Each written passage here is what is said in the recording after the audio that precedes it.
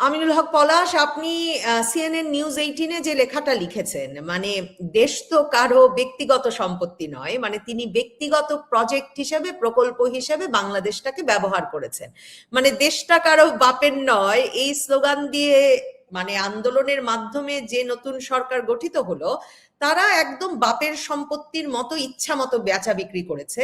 আপনার কাছে কিছু কাগজও এসেছে। সবচেয়ে ইন্টারেস্টিং, যুক্তরাষ্ট্রের সঙ্গে যে এনডিএটা স্বাক্ষরিত হয়েছে এত গোপন, সেটার 20 পাতা আপনার হাতে এসেছে। কি দেখলেন? যুক্তরাষ্ট্রকে আমরা কি কথা দিয়ে এসেছি, মানে ইউনূস সরকার কি কথা দিয়েছে?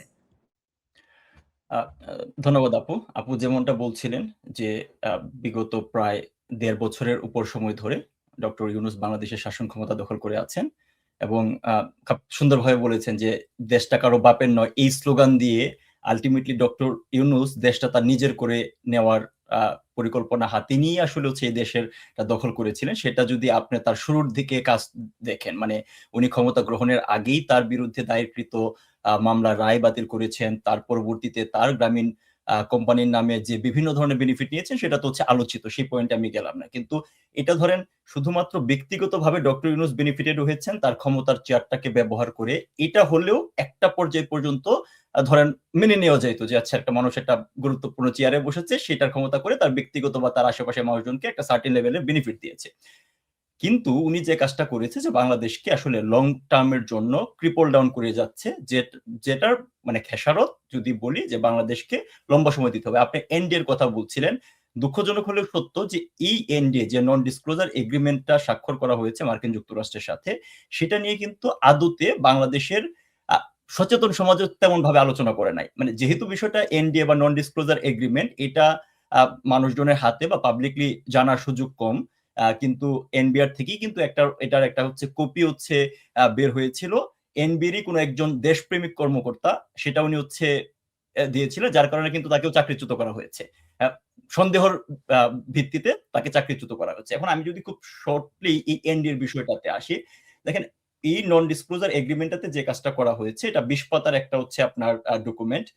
আপনি যদি পড়েন আমি আপনাকে পাঠাবো পরবর্তীতে। এই 20 পাতার একটা লাইনেও এমন কোনো কথা নাই যে এই নন ডিসক্লোজার এগ্রিমেন্টটা করার কারণে বাংলাদেশ কি বেনিফিট পাবে। রেদার দেন এটার প্রতিটা পরতে পরতে আছে যে বাংলাদেশ মার্কিন যুক্তরাষ্ট্রকে কি ধরনের হচ্ছে আপনার কি কি অফার করবে। এবং ইন এনডিএ এর প্রেক্ষাপটটা কি, যে রেসিপ্রোকাল ট্যাক্স ট্রাম্প প্রশাসন হচ্ছে আরোপ করেছিল বিশ্বের বিভিন্ন দেশের উপরে। তার ভিত্তিতে এই একটা নন ডিসক্লোজার এগ্রিমেন্ট বা একটা ব্যবসায়িক চুক্তি করে সেই ট্যাক্সটা কমিয়ে আনার চেষ্টা করা হয়েছিল। এখন এই রেসিপ্রোকাল ট্যাক্সটা কিন্তু বিশ্বের সকল কান্ট্রির সাথেই আপনার হচ্ছে উপরে আরোপ করা হয়েছিল। কোন কান্ট্রি কিন্তু আপনার এনডিএ বা নন ডিসক্লোজার এগ্রিমেন্ট স্বাক্ষর করার প্রয়োজন হয় নাই। তারা তাদের ব্যবসায়িক স্টেক হোল্ডারের সাথে কথা বলেছে। আমি যদি উদাহরণ হিসেবে বলতে পারি, মালয়েশিয়ায় পার্লামেন্ট নিয়ে এটা ডিবেট হয়েছে যে তারা কিভাবে এই রিসিপ্রোকাল ট্যাক্সটাকে অ্যাড্রেস করবে, কোন কোন জিনিসে তারা হচ্ছে ছাড় দিতে পারবে বা আমেরিকার সাথে নেগোসিয়েশন করতে পারবে।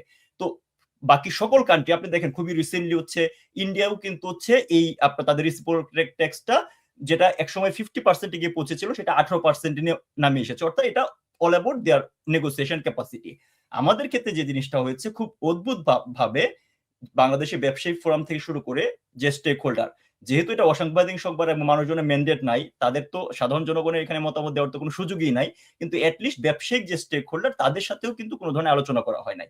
এখানে শুরু থেকে যে মিথ্যাচারটা করা হয়েছে, বলা হয়েছে যে এনডিএ করলে বাংলাদেশের স্বার্থ রক্ষিত হতে পারে, চুক্তি থেকে বের হয়ে যেতে পারে, এই ধরনের বিভিন্ন ধরনের হচ্ছে আপনার কেমুফ্লেজ বা মিথ্যাচার করা হয়েছে। বাট বাস্তবতা হচ্ছে যে কোনো চুক্তি স্বাক্ষরের সময়ে এনডিএটা বেসিক্যালি এই কারণে করা হয় যে চুক্তিকালীন সময়টাতে, আলোচনার সময়টাতে যে এই চুক্তির বিষয়বস্তু যেন বাইরে না আসে, চুক্তিটার আপনার হচ্ছে গোপনীয়তা রক্ষার স্বার্থে। কিন্তু যখন চুক্তিটা হয়ে যায়, স্বভাবতই আপনি দেশের স্বার্থ নিয়ে চুক্তি করছেন, দেশের মানুষকে জানাবেন না, তো সেটা কিন্তু জানানো হয় নাই। সো এই যে এনডিএটার সবচেয়ে আশঙ্কাজনক ব্যাপার হচ্ছে এখানে কিন্তু স্পেসিফিক কোন হচ্ছে আপনার বিজনেস এলিমেন্ট নিয়ে আলোচনা করা হয় নাই। ফর এক্সাম্পল ধরেন হচ্ছে যে আমাদের ট্রেড ডিফিসিট আছে আমেরিকার সাথে, ওকে তুমি ট্রেড তোমার হচ্ছে ডিফিসিটটাকে কমিয়ে নিয়ে এসো, ধরো 8 বিলিয়ন আছে, এটাকে তুমি 5 বিলিয়নে নিয়ে আসো, আমি পরিমাণটা কমিয়ে দিচ্ছি। বিষয়টা কিন্তু এরকম না। প্রত্যেকটা পরতে পরতে বাংলাদেশের স্বার্থ সংশ্লিষ্ট যে খাতগুলা রয়েছে, আমি যদি একদম শুরু থেকে ধরি, আমাদের কৃষি বলেন, আমাদের আপনার হচ্ছে ডিফেন্স রিলেটেড বা সিকিউরিটি রিলেটেড যে ইস্যুগুলো আছে সেটা বলেন, আমাদের যে সম্ভাবনাময় খাত আছে, ধরেন ফার্মাসিউটিক্যালস বলেন, গার্মেন্টস ইন্ডাস্ট্রি বলেন, আপনার হচ্ছে আমাদের জাহাজ শিল্প বলেন, এই প্রত্যেকটা বিষয় এখানে অ্যাড্রেস করা হয়েছে। ইভেন ধরেন হচ্ছে আমাদের যে গভীর সমুদ্র বন্দরে ফিশিং করতে হলে সেটা কোন ক্যাপাসিটিতে করতে হবে, কোন রেগুলেশন মেনটেন করে করতে হবে, এই জিনিসগুলো এখানে ইনকর্পোরেট করা হয়েছে।